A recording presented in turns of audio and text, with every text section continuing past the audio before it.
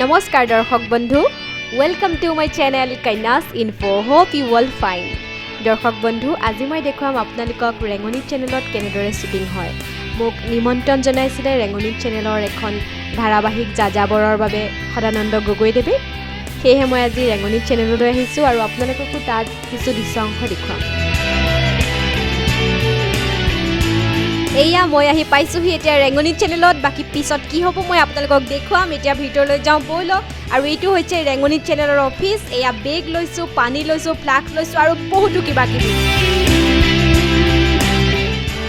এয়া প্ৰথমতে মই মেকআপ ৰুমলৈ আহিছোঁ। দেখিছে আপোনালোকে মেকআপ ৰুমত মেকআপৰ বক্সটো খোল খাই আছে আৰু কিমান মেকআপৰ বস্তু আছে আপোনালোকে দেখিছে। সেয়া হৈছোঁ মই দেখুৱাম এতিয়া মেকআপ ৰুমত আৰু বহুতে মেকআপ কৰি আছে। এয়া দেখিবলৈ পাইছে আপোনালোকে। কিছু বাহিৰৰ দৃশ্যাংশ চাওক। এয়া বাহিৰৰ পৰিৱেশ। মই মেকআপ ৰুমৰ পৰাই আপোনালোকক কিছু বাহিৰৰ পৰিৱেশ দেখুৱালোঁ। এয়া হৈছে ভূমিকা বাই মেকআপ কৰি আছে। আৰু এইটো হৈছে মোৰ পুৰণি বন্ধু ৰাতুলকতো আপোনালোকে সকলোৱে চিনি পায়। এয়া শ্বুটিং স্পটৰ কিছু দৃশ্য আপোনালোকক দেখুৱাইছোঁ। মই আধা মেকআপেই কৰিছোঁ এতিয়ালৈকে, সম্পূৰ্ণ মেকআপ কৰাই নাই। এতিয়া ওপৰলৈ গৈ চাওঁ তাত কি অৱস্থা হৈ আছে।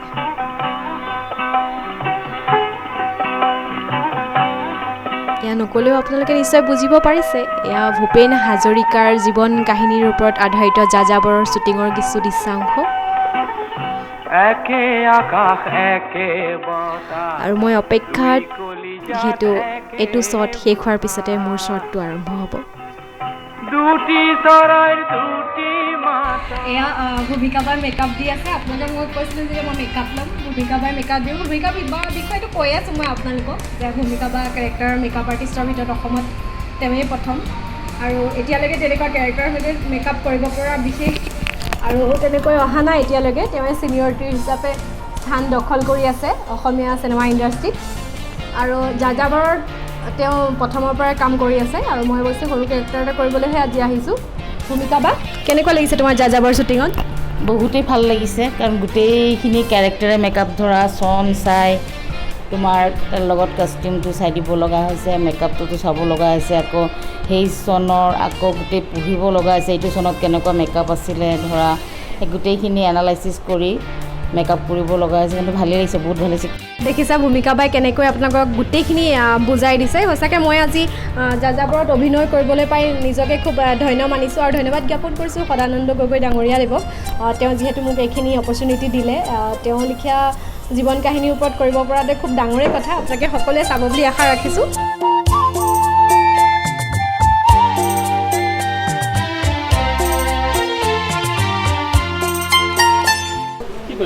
এইবিলাক কৰি থাকোঁ।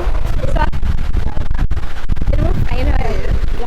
চবেতো চিনি পায়েই, তথাপিতো আৰু এবাৰ কিহৰ শ্বুটিং কৰি আছা? কিহৰ শ্বুটিং কৰি আছা তুমি? Lockdown special. আজি নোকোৱাকৈ কিমান বছৰ পিছত লকডাউন আমি কৈছোঁ মোৰ ৰাতুল বহুত পুৰণা ফ্ৰেণ্ড হয়। আৰু আমি 2006 চনত এটা গান কৰিছিলোঁ, মই আৰু ভান্তি আছিলে। তেতিয়া ই মোৰ খুব ক্ল'জ পাৰ্টনাৰ আছিলে। কিন্তু ব্যস্ততাৰ মাজত আমি চব হেৰাই গ'লোঁ। লগ পাইছোঁ। বহুত ভাল লাগিছে, বহুত ভাল লাগিছে। দূৰদৰ্শনৰ ছেট ৰেডি কৰি আছে আমাৰ দাদাহঁতে। এইয়া চাওক, বেগফালে দূৰদৰ্শনৰ ছেট ৰেডি কৰি আছে। মই তেওঁলোকত এতিয়া কথা পাতিম। দাদা, এইটো এতিয়া কিহৰ ছেট বনাই আছে? এইটো যাযাবৰ চিনেমাৰ আমাৰ দূৰদৰ্শনৰ যিটো এংকাৰিং শ্বুটিং হ'ব সেইটো কৰি আছে। সেইটো ইয়াত দেখিলে এতিয়া ছেট ৰেডি কৰিছে। দাদাহঁতে বহুত কষ্ট কৰে অৱশ্যে। আমি দাদাহঁতক সদায় গুৰুত্ব দিব লাগে। তেওঁলোকৰ কষ্টৰ ফলতে আপোনালোকে ইমান ধুনীয়া সুন্দৰ চলচ্চিত্ৰবিলাক হওক, বোলছবিবোৰ দেখিবলৈ পায়।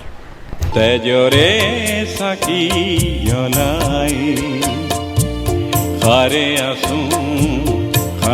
আছো মোৰাই কালে ভাত নাখি বলি পন ললো মোৰাই। যাযাবৰত যিগৰাকী কেৰেক্টাৰ আমাক কৰি আছে, আমাৰ সকলোৰে চিনাকি মনোজ দা। আমি মনোজ দাৰ ওচৰলৈ যাম। হেল্ল' মনোজ দা। হেল্ল'।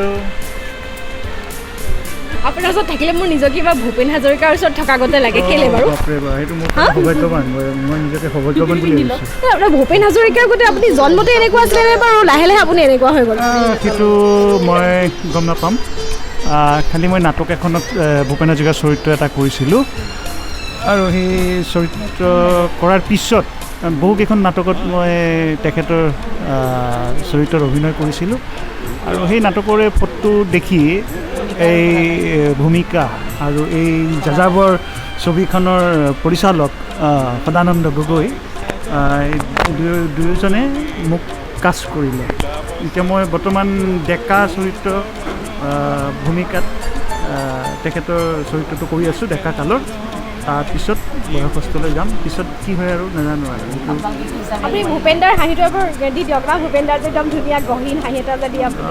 সেইটো মানে সেইখিনিয়ে শ্বটৰ সময়তে আহে। এতিয়া মানে বহি আছোঁ এই বস্তুৰ ফিলটো অলপ কমকৈ পোৱা যায়, তথাপিও হাঁহি দিছোঁ। বাহ, অতি সুন্দৰ। Thank you. এই আমাৰ মৰমৰ ভূপেন্দা আপোনালোকে সকলোৱে দেখা পাবই। এইটো হৈছে ছেট, মই এতিয়া ছেটত আছোঁ, ছেট ৰেডি কৰি আছে, অলপ পিছত শ্বুটিং কৰিম।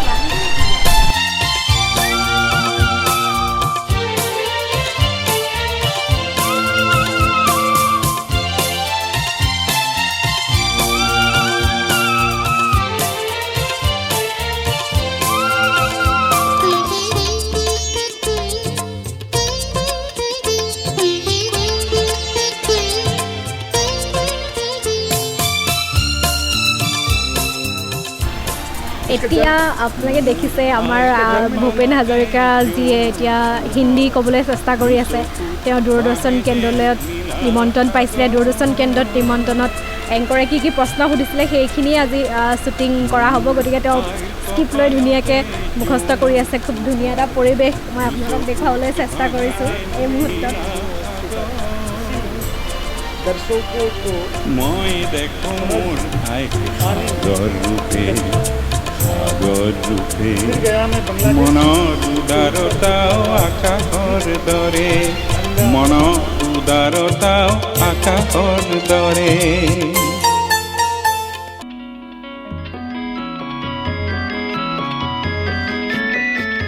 এয়া মই সাজু হৈছোঁ, নিজকে আইনাত চাইছোঁ, মোক কেনেকুৱা লাগিছে, পুৰণি দিনৰ যেন লাগিছেনে নাই এবাৰ চাই লৈছোঁ, কিবা অলপ কমি আছে নেকি।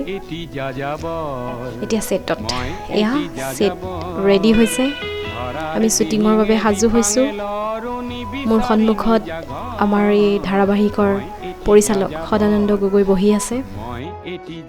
তেওঁ সকলোকে এবাৰ ছেটৰ বিষয়ে বুজাই দিছে, আমাৰ শ্বটটোৰ বিষয়ে বুজাই দিছে।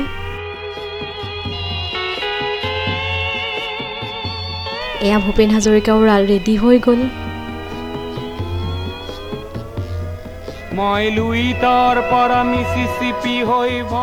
যাযাবৰৰ সেই শ্বুটিঙৰ বাবে আমি সাজু হৈছোঁ। অষ্ট্ৰিয়া হৈ পেৰিছ সাৱতি ললো, মই ইলোৰাৰ পৰা পুৰণি ৰহন চিকাগোলে কঢ়িয়ালো। ভূপেন হাজৰিকাও সাজু, পৰিচালকো সাজু আৰু ময়ো সাজু। ইয়াৰ কিছু দৃশ্যাংশ আপোনালোকক দেখুৱালোঁ। আপোনালোকে যদি ভাল পায় মোৰ এই চেনেলটো, আপোনালোকে লাইক, কমেণ্ট আৰু ছাবস্ক্ৰাইব কৰিবলৈ নাপাহৰিব।